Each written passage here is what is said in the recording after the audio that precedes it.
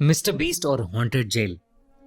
दोस्तों, अगर आप YouTube पर वीडियोस देखते हैं तो आप मिस्टर बीस्ट को तो जरूर जानते होंगे। इनफैक्ट आप ये भी जानते होंगे कि मिस्टर बीस्ट अपनी वीडियोस में अलग अलग चैलेंजेस करता है। लेकिन 2019 में अपने नए YouTube वीडियो के लिए दुनिया के टॉप यूट्यूबर मिस्टर बीस्ट उर्फ जिमी डोनाल्डसन ने सोचा कि इस बार कुछ अलग किया जाए। किसी वीराने जंगल या आइलैंड के बजाय मिस्टर बीस्ट ने डिसाइड किया कि वो इस बार अपने दोस्तों के साथ दुनिया की सबसे हॉन्टेड माने जाने वाली जगह जाएंगे और वहां वो अपनी टीम के साथ 24 घंटे बिताएंगे। Tariq, Chandler, Connor, Chris, Josh और जेक इस चैलेंज के लिए तैयार तो थे, लेकिन डरे हुए भी थे। उन्होंने कोस्ट हंटिंग का इक्विपमेंट जैसे EMF meter, infrared meter, night vision cameras, ढेर सारी बैटरीज, फ्लैशलाइट्स और वॉकी टॉकीज पैक किए और चल पड़े ओहायो स्टेट पेनिटेंचरी, अमेरिका का ऐसा प्रिजन, एक ऐसी जेल जो सालों से बंद पड़ी है और जिसे लोग दुनिया की सबसे हॉन्टेड जगहों में से एक मानते हैं। जेल के अंदर घुसते ही उन्हें समझ आ गया कि लोग इस जगह को इतना डरावना क्यों कहते हैं। 2.5 लाख स्क्वायर फीट में फैला हुआ 6 फ्लोर का ये बड़ा सा प्रिजन 100 जेल सेल्स के साथ बेहद डरावना लग रहा था।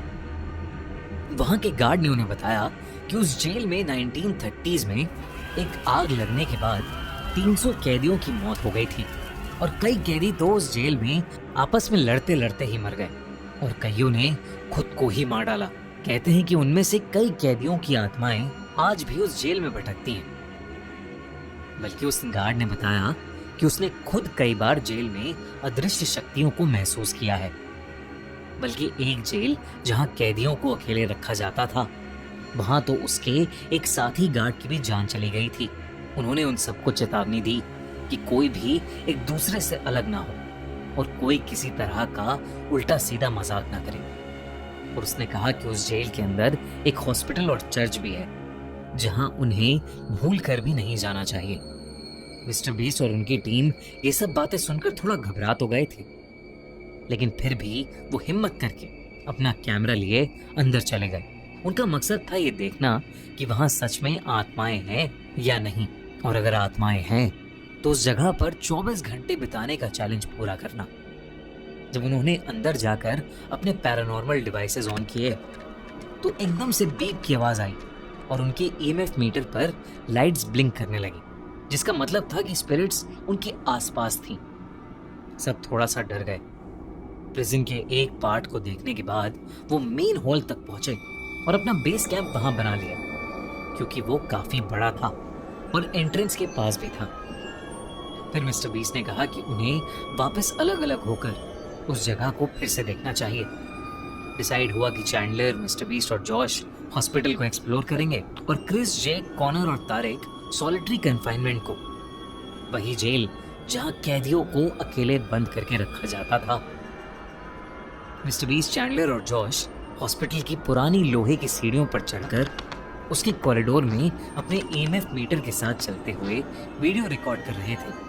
तभी उन्हें वहां एक कमरे में टेबल और एक पोस्टर का कटआउट दिखा जो एक पॉपुलर फिल्म का था। ये देख के वो दोनों उन मूवीज पर जोक करने लगे। तभी एकदम से चैंडलर के हाथ में जो EMF था उसकी लाइट ब्लिंक करने लगी और उसी मोमेंट पर मिस्टर बीस्ट को ऐसा लगा कि जैसे कहीं से कोई जोर का सायरन बज रहा हो। ये बात काफी अजीब थी क्योंकि वहां कोई एक्टिव सायरन नहीं था, और तो और चैंडलर और जॉश को कुछ सुनाई भी नहीं दिया। जब मिस्टर बीस्ट ने उनके EMF को उस सायरन की तरफ पॉइंट किया तो वो और ज्यादा तेजी से जलबुझ होने लगा। वो लोग उस सायरन की सोर्स की तरफ जाने लगे। EMF मीटर और तेजी से ब्लिंक करने लगा था और एकदम से एक खुले कमरे के पास आकर EMF मीटर बिना रुके फ्लिकर करने लगा। जैसे ही मिस्टर बीस्ट ने कमरे के अंदर जाने की कोशिश की तो मिस्टर बीस्ट का सर भारी होने लगा, उसे चक्कर से आने लगे। इसलिए मिस्टर बीस्ट बाहर आ गया, पर मिस्टर बीस्ट को याद था कि सायरन की आवाज थोड़ा और पीछे से आई थी। वो उसकी तरफ बढ़ने लगा। उन तीनों को रियलाइज हुआ कि वो इतनी देर घूमने के बाद एक सर्कल में ही घूम रहे हैं, जो कि बहुत अनयूजुअल था क्योंकि उन्हें याद था कि वो बार बार एक दूसरा रास्ता ले रहे हैं। वहीं तारिक, क्रिस, जेक और कॉनर सॉलिटरी कन्फाइनमेंट ब्लॉक के अंदर थे। ये वो जगह थी जहां कैदियों को बिना पानी और खाने के अकेले तड़पता हुआ छोड़ दिया जाता था। वो लोग नाइट विजन इंफ्रारेड कैमरा लेकर एक हॉन्टेड हॉटस्पॉट पर पहुंचे, जहां उन्होंने गार्ड से उन आत्माओं को किसी को नोचने और एक गार्ड को जान से मारने की कहानी सुनी थी। एकदम से क्रिस का सर भारी होने लगा और उसे सांस लेने में तकलीफ होने लगी। जेक, जो उस कमरे की डरावनी चीजों को देख रहा था, अचानक से जोरों से चिल्लाने लगा। जेक को वहां एक अजीब सा काला साया दिख रहा था जो उसकी तरफ ही आ रहा था। जब बाकी दोनों जेक की चीखें सुनकर उसकी तरफ मुड़े तो उन्हें भी वो साया अपने पास आता हुआ नजर आया, लेकिन फिर अचानक ही वो हवा में कहीं गायब हो गया। उन लोगों ने आपस में जब उस साये के बारे में डिस्कस किया तो तीनों बहुत घबरा गए। तभी जेक को महसूस हुआ कि उसके बगल में खड़ा कोई सांसें भर रहा है, लेकिन वहां कोई भी नहीं था। और फिर अचानक से वो काला साया उनके ठीक सामने आ खड़ा हुआ।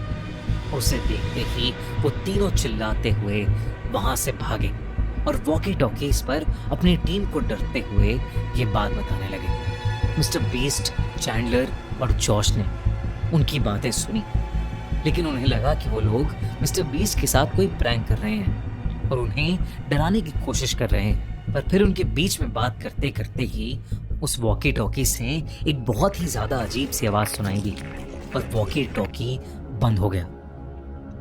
उस जेल में एक पुराना चर्च भी बना हुआ था।